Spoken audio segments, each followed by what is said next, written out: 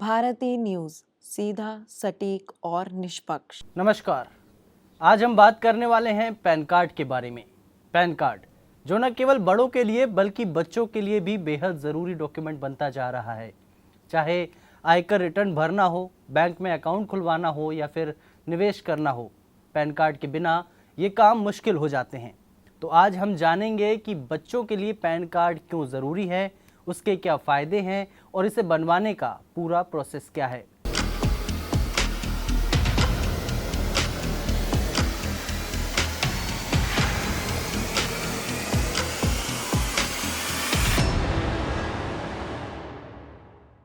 Permanent account number एक ऐसा दस्तावेज है जो हर भारतीय नागरिक के लिए एक अनिवार्य वित्तीय पहचान बन गया है। चाहे आप नौकरी पेशा हों, व्यवसायी हों या फिर निवेशक, पैन कार्ड आपके लिए बेहद ज़रूरी है। पैन कार्ड का उपयोग केवल आयकर दाखिल करने तक ही सीमित नहीं है, यह कई अन्य वित्तीय गतिविधियों में अनिवार्य रूप से आवश्यक हो गया है, फिर वह रेस्टोरेंट या होटल में भुगतान करना ही क्यों ना हो। यदि आप किसी होटल या रेस्टोरेंट में एक निश्चित राशि से अधिक का बिल देते हैं तो पैन कार्ड की जानकारी देना आवश्यक हो सकता है। यह नियम बड़े खर्चों पर आयकर विभाग की नज़र रखने में मदद करता है।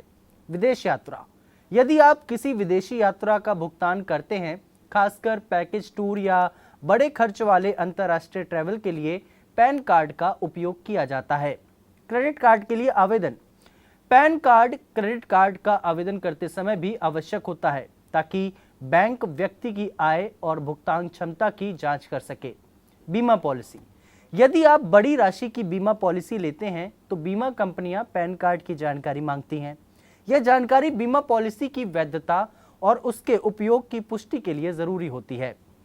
पैन कार्ड के कई प्रकार हैं जिन्हें अलग अलग श्रेणियों के लोगों और संस्थाओं के लिए जारी किया जाता है।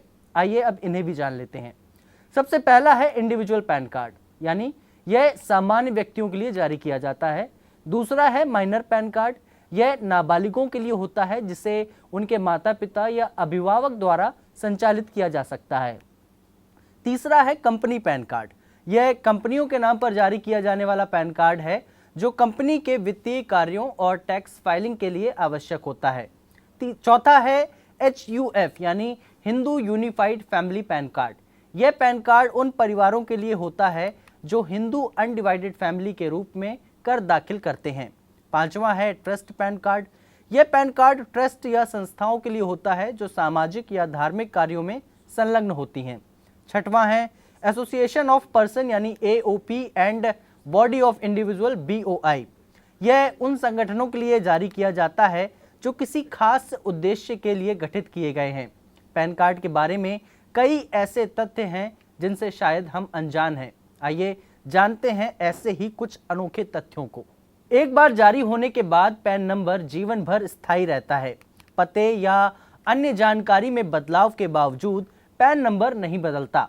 इलेक्ट्रॉनिक पैन कार्ड यानी ई-पैन, अब आप पैन कार्ड का इलेक्ट्रॉनिक रूप भी प्राप्त कर सकते हैं जिसे ई-पैन कहा जाता है। ई-पैन के माध्यम से आप अपने पैन कार्ड को डिजिटल रूप में सुरक्षित रख सकते हैं और इसे आसानी से कहीं भी इस्तेमाल कर सकते हैं। आधार से पैन को लिंक करना, भारत सरकार ने पैन और आधार को लिंक करना अनिवार्य बना दिया है। यह टैक्स फाइलिंग में दोहरी पहचान से बचाता है और फर्जी पहचान की संभावना को कम करता है। एक व्यक्ति के पास एक ही पैन कार्ड होना चाहिए। दो पैन कार्ड होने पर आयकर विभाग द्वारा जुर्माना लगाया जा सकता है। यदि आपके पास गलती से दो पैन कार्ड हो गए हैं तो तुरंत एक को सरेंडर करना आवश्यक है। पैन कार्ड में त्रुटि और सुधार, अगर आपके पैन कार्ड में किसी प्रकार की गलती हो गई है, जैसे नाम की स्पेलिंग में कोई गड़बड़ी है या जन्म तिथि में कोई गड़बड़ी है, तो आप इसे आसानी से सुधरवा सकते हैं। NSDL और UTIITSL वेबसाइट पर जाकर आप त्रुटि सुधार के लिए आवेदन कर सकते हैं। अब बात करते हैं कि आप अपने पैन कार्ड को कैसे सुरक्षित रखें। पैन कार्ड एक संवेदनशील दस्तावेज है जिसमें व्यक्तिगत और वित्तीय जानकारियां होती हैं। इसे सुरक्षित रखना बेहद जरूरी है। अपने पैन नंबर को हर किसी के साथ साझा न करें। पैन नंबर में आपकी वित्तीय जानकारी छुपी होती हैं जिसे गलत हाथों में जाने से जोखिम हो सकता है। आजकल डिजिटल लेन देन बढ़ने के साथ साइबर फ्रॉड का खतरा भी बढ़ा है, इसीलिए ऑनलाइन लेन देन के दौरान पैन कार्ड की जानकारी किसी संदिग्ध वेबसाइट या लिंक पर न डालें। फिजिकल पैन कार्ड के अलावा ई पैन को भी सुरक्षित स्थान पर रखें। इसे डाउनलोड करने के बाद इसे पासवर्ड प्रोटेक्टेड फाइल में रखना सुरक्षित रहता है। सरकार समय समय पर पैन कार्ड के नियमों में बदलाव करती रहती है। पैन कार्ड को आधार से लिंक करने की समय सीमा सरकार द्वारा निर्धारित की गई है। समय समय पर इसे लिंक न करने पर पैन कार्ड निष्क्रिय हो सकता है। पैन कार्ड का उपयोग हर साल आयकर रिटर्न दाखिल करने के लिए किया जाता है। इसके लिए सरकार द्वारा तय की गई अंतिम तारीख का ध्यान रखना जरूरी है। पैन कार्ड के लिए आवेदन करने के बाद आमतौर पर 15 दिनों का समय लगता है, लेकिन अब तात्कालिक सेवा के जरिए आप इसे कम समय में भी प्राप्त कर सकते हैं। पैन कार्ड और केवाईसी प्रक्रिया बैंकिंग और वित्तीय सेवाओं में केवाईसी यानी नो योर कस्टमर प्रक्रिया में पैन कार्ड की भूमिका अहम होती है। बैंक, बीमा कंपनियां और अन्य वित्तीय संस्थान ग्राहकों की पहचान सुनिश्चित करने के लिए केवाईसी प्रक्रिया का पालन करते हैं। इस प्रक्रिया में पैन कार्ड का उपयोग ग्राहक की वित्तीय और कर की जानकारी को सत्यापित करने के लिए किया जाता है। जैसा कि आप सभी जानते हैं, पैन कार्ड आजकल हर व्यक्ति के लिए जरूरी हो गया है। यह एक ऐसा डॉक्यूमेंट है जो हमारी आय से संबंधित हर एक काम के लिए अनिवार्य हो गया है।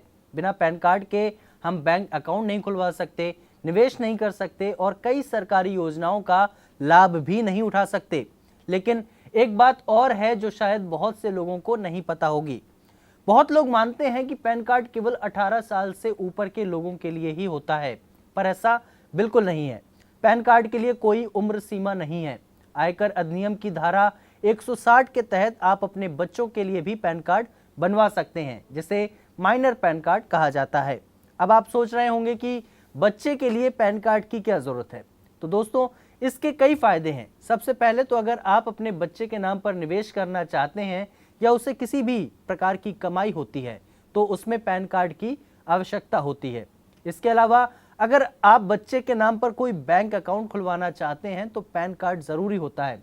अगर बच्चा किसी प्रकार की अर्निंग कर रहा है, जैसे कि मॉडलिंग या एक्टिंग कर रहा है, तब भी पैन कार्ड अनिवार्य हो जाता है। चलिए अब आपको बताते हैं कि कैसे आप अपने बच्चे के लिए minor pan card online apply कर सकते हैं।